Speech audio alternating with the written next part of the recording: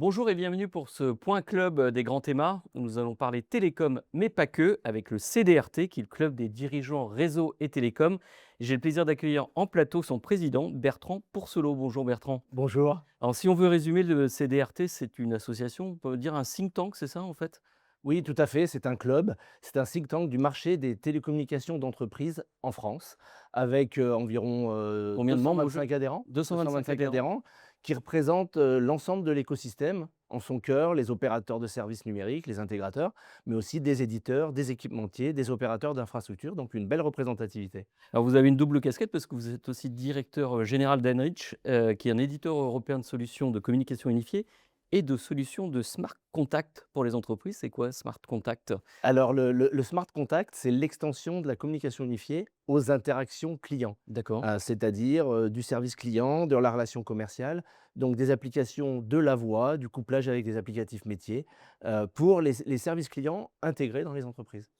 Ce qu'on appelait CTI, mais avec une couche d'intelligence un peu, Oui, le TTI, bon, ça fait un ça petit fait peu à old l'ancienne. school? Là, Voilà. vraiment, c'est avec des API, de l'intégration, voire de l'IA, mais ça, on en reparlera peut-être plus On en tard. reparlera plus tard. Alors vous réalisez chaque, année un baromètre. On en est à la cinquième édition, c'est ça, Oui. du baromètre du CDRT, qui fait auprès de vos membres, c'est ça? En fait, vous interrogez les 225 membres? Tout à fait. Finalement, au dernier trimestre de chaque année, Mmh. on mène une enquête, assez riche auprès de nos adhérents et qui répondent, en général, massivement, et on en tire, je dirais une enquête, un baromètre, mais à travers le prisme du CDRT, donc à travers le prisme des adhérents. Alors le premier point donc que j'ai relevé, on va dire c'est peut-être le plus important, c'est un peu un shift, enfin une évolution du marché vers le plus d'intégration, vraiment de réfléchir plus sur l'évolution des architectures, voire même sur certains de nos métiers d'opérateur ou de service manager. C'est vraiment un shift en fait au-delà de la simple, je dirais, prestation technique vers plus de conseils, d'intégration et de définition d'architecture. C'est ce qui ressort un peu du baromètre? Oui, oui, tout à fait, si on reprend je dirais la raison d'être, du CDRT et de ses membres, je dirais fondateurs, Mmh. les opérateurs de services intégrateurs, leur mission, c'est d'accompagner la transformation numérique des entreprises Mmh. et les entreprises, on voit qu'elles ont de plus en plus besoin, pas de briques technologiques, mais de solutions qui répondent à leurs besoins. Mmh. De solutions qui évoluent, de solutions qui soient exploitées, et de solutions qui s'inscrivent dans leur contexte métier, mais aussi qui répondent à leur, je dirais, arbitrage, budgétaire, par Ouais, exemple. Donc c'est vraiment du service de bout en bout et c'est le rôle de l'opérateur de service de proximité, de l'intégrateur. Ce n'est pas juste de servir une brique technologique ou de la revendre, c'est de l'intégrer, de la mettre au service, de bout en bout, du client final. Alors vous avez certains de vos membres qui étaient déjà dans ce métier, mais Tout à pour fait. la plupart, c'est une évolution de métier. C'est-à-dire que ça demande, plus de compétences, plus de connaissances, en fait, du marché. Pas forcément une évolution, facile à mener, non? Non, tout à fait. Si on prend un certain nombre des adhérents, ils viennent par exemple du métier d'intégrateur pur télécom Mmh. ou revendeur de solutions télécom d'entreprise.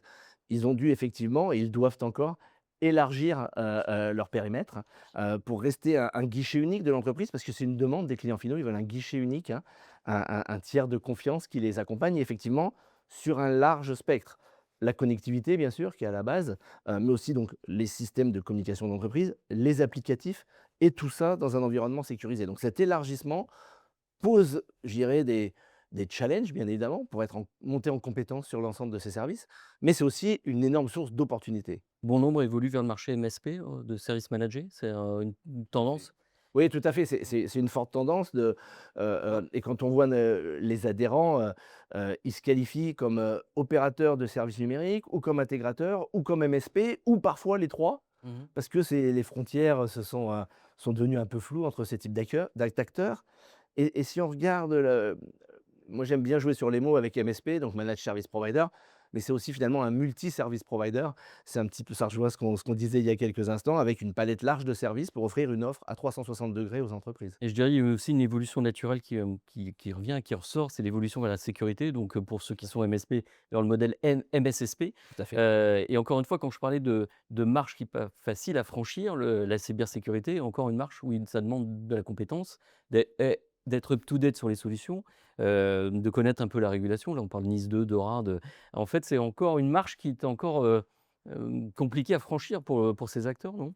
Tout à fait, c'est une marche supplémentaire, mais je dirais, le passage à l'IP Mmh. a été une marche, la sécurisation des flux IP, des flux voix, en est une autre et évidemment les aspects cybersécurité dans leur ensemble, en est une nouvelle. Donc à chaque fois, un besoin de monter en compétences, mais je dirais surtout, je pense pour les intégrateurs et les opérateurs de services, c'est de faire des choix cohérents de bout en bout. Mmh.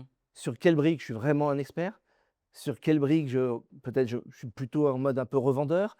Comment je les intègre? Comment je les supporte de bout en bout avec le support des équipementiers et des éditeurs qui, eux aussi, doivent aider l'écosystème à monter en compétences. Donc c'est à la fois, oui, une marche d'escalier, mais je dirais une de plus. Mmh. Une nouvelle, mais aussi une nouvelle source de revenus, une nouvelle source d'opportunités. Alors Bertrand, on peut en rajouter une Ouais, autre, hein, alors je ne sais pas si vous ouais. connaissez l'IA, donc vous en avez entendu parler? C'est-à-dire qu'il y a la brique IA qui se rajoute aussi. Alors certains évoluent de MSP à MIP, c'est Mmh mh. le Managed Intelligence Provider. Mmh. En fait, sur l'IA, je dirais il y a 2 aspects. Il y a l'IA pour soi, pour quand on est acteur, des télécoms, c'est-à-dire tout ce qui est automatisation. Vous Oui. pouvez nous en parler? Et puis l'IA pour ses clients. Alors est-ce que ça évolue un peu dans les 2 sens? Est-ce que la première, c'est un peu de l'évolution naturelle, on fait de l'IA un peu parce que ça s'intègre dans les outils, puis l'autre, c'est une vraie démarche métier. Comment vous voyez un peu ces 2 aspects, Ouais. ces 2 faces de l'IA? Bah, il y a une partie de l'IA qui s'applique à toutes les entreprises, hein. Mmh. L'optimisation, l'amélioration de la productivité grâce à l'IA et je dirais, meilleure est notre cartographie de la cartographie de nos métiers, meilleur on est dans l'application de l'IA à nos processus et meilleures sont les données dont on dispose, meilleure est la performance de l'IA. Donc ça, c'est pour l'optimisation des process, que ce soit depuis l'activité commerciale jusqu'à la mise en production de solutions ou à leur support. Mmh. Mais pour des acteurs des télécommunications d'entreprise et donc où la communication par la voix est un élément majeur, l'IA est aussi, une opportunité énorme pour redonner de la valeur à la voix. Je m'explique, maintenant, grâce à l'IA, la voix peut être transcrite, peut être analysée, soit en temps réel, Mmh. soit en fin de conversation et ces données sont plus un silo séparé comme était le silo, des appels, télécoms. C'est devenu une donnée qu'on peut indexer, qu'on peut actionner, qu'on peut exploiter, qu'on peut analyser, qu'on peut intégrer dans les systèmes de l'entreprise et dans les process de l'entreprise. Alors jusqu'à présent, bon, c'est pas nouveau que Mmh. la voix devienne une donnée avec Tout à fait. la téléphonie sur IP, mais là, on l'utilise vraiment. C'est-à-dire que c'est en fait l'exploitation de la data voix, Tout à fait. justement pour enfin, des exemples de services à valeur ajoutée là-dessus, par Oui, exemple? des exemples dans le domaine, des interactions commerciales, c'est par exemple à partir de la transcription, rechercher des mots-clés, faire l'analyse de la conversation, à quel moment on a détecté une tension et cetera. Pouvoir les remonter soit à un responsable commercial qui peut venir assister, soit tout simplement les loguer dans les CRM, dans les logiciels, applicatifs qui en ont besoin, pour pouvoir ensuite les post-traiter à nouveau et revenir et tirer des statistiques, et des données exploitables à partir de ça. Alors, on peut faire le lien aussi avec la cybersécurité, c'est que du coup, bah, la voix devient une donnée à protéger, une donnée qui peut devenir critique.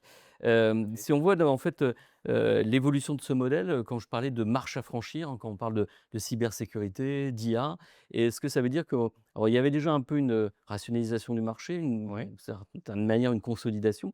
Est-ce qu'on va aller vers plus de consolidation d'après ce que vous voyez? J'entends, bah, il y a peut-être des acteurs qui auront du mal à aller vers cette dimension plus intégration, conseil, intégration de l'IA.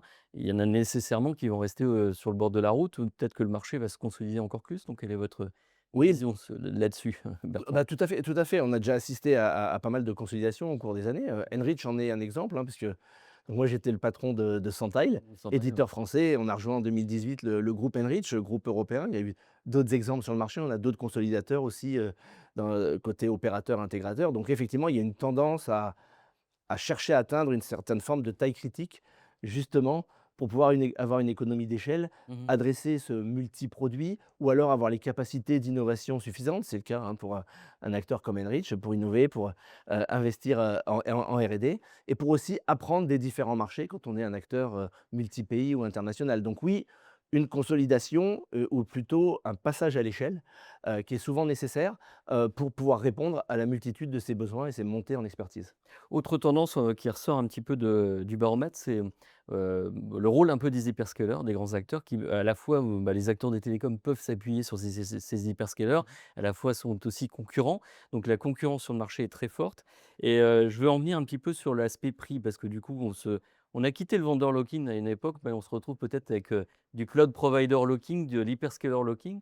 Il y a ça, il y a eu le phénomène, VMware avec le rachat par Broadcom.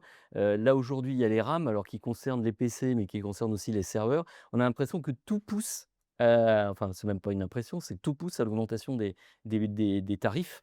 Et puis, on se demande un peu comment résister à cette, hausse, inexorable, des prix? Est-ce que, du coup, on va vers une hausse aussi bien sur le hard, le soft que sur le service? Parce qu'au final, tous ces acteurs qui ont parlé d'intégration, avec une augmentation des budgets qui est nécessaire, quoi.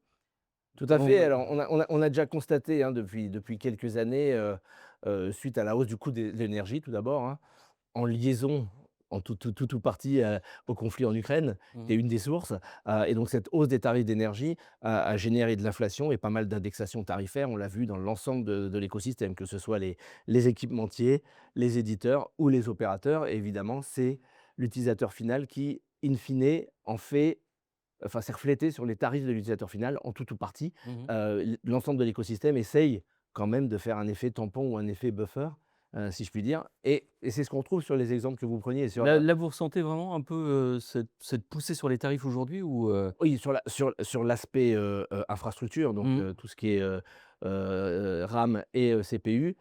Voilà, l'inflation sur les prix, va se refléter. Comme je disais, il y a un effet buffer, il y a un effet tampon. Donc, chaque maillon de la chaîne, tant qu'il utilise des ressources, sur lesquelles il avait investi il y a un certain temps, Mmh. il essaye je dirais de gérer la transition. Mais c'est inexorable. À un moment donné, la hausse de tarif devrait être reflétée, hein. On l'a vu sur VMware, le rachat de VMware par Broadcom. Hausse tarifaire, dans un premier temps, on est obligé de la subir et derrière, on essaie de s'organiser pour gérer, optimiser. Voilà, Ouais, je dirais sur VMware, la première étape, c'est d'essayer de négocier, hein. C'est la voilà, première étape, c'est négocier tout à fait. et ensuite en étape 2 éventuellement de trouver des solutions alternatives, mais qui ne se font pas en claquant des doigts Tout à fait. donc c'est aussi ce qu'on va voir actuellement sur le marché, en fait, du coup, il faut avoir, je dirais une certaine agilité, sur Mais sur les choix des technologies, quoi. tout à fait, il faut avoir de l'agilité et choisir un écosystème cohérent avec ce besoin d'agilité. Mmh. Par exemple, pour ce qui est de l'IA, nous on aime bien parler, chez Enrich, mais d'autres le font aussi, de d'agnosticité. C'est-à-dire qu'on peut brancher différents modèles d'IA, qu'ils soient cloud ou locaux, des LLM, des SLM, et cetera. Et il faut que la solution ait cette flexibilité pour pouvoir jouer sur ces paramètres ultérieurement. Sinon on a, si je puis dire, tous ses œufs dans le même panier.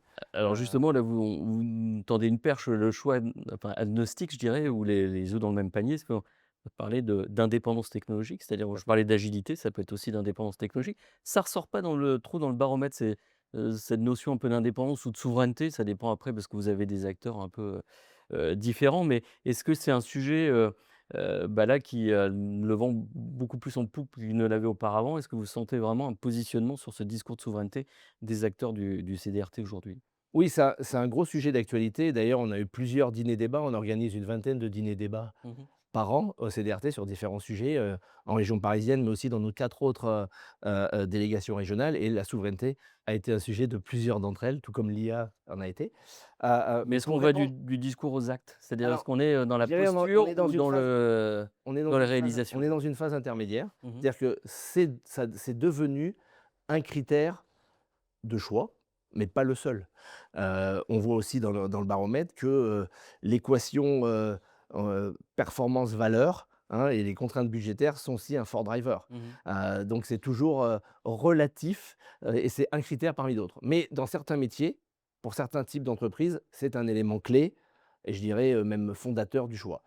Est-ce que ça se traduit dans Font les les arbitrages en fonction des coûts, des risques, des demandes Exact clients, exactement, et en fonction du vertical parce que, ben, Mmh. une entreprise qui est dans un environnement industriel, spécifique ou critique, bien sûr, n'a pas la même demande, le même comportement, le même critère de choix, qu'une PME du secteur privé qui aurait pas de besoin particulier. Donc là, il faut cette flexibilité, et cetera. Mais la souveraineté est devenue un sujet Et on n'en parle pas beaucoup dans le baromètre parce qu'en fait, c'est un sujet qui venait en deuxième rideau d'autres. Mmh. Par exemple, sur l'IA, importance de la donnée, souveraineté, D'accord. contrôle des données, et cetera, et ça venait en deuxième rideau. Après, vous pourriez y avoir cybersécurité et SecNumCloud qui est Tout à un fait, autre sujet où tout le monde, enfin, certains de vos acteurs là sont SecNumCloud, d'autres tout à pas. fait, Tout tout à dépend en fait. fait du marché et du besoin du marché, quoi. Exactement, il va y avoir je pense, hein, un panel d'offres et une hybridation. Il va falloir que les opérateurs, intégrateurs, opérateurs de services puissent répondre à ces différents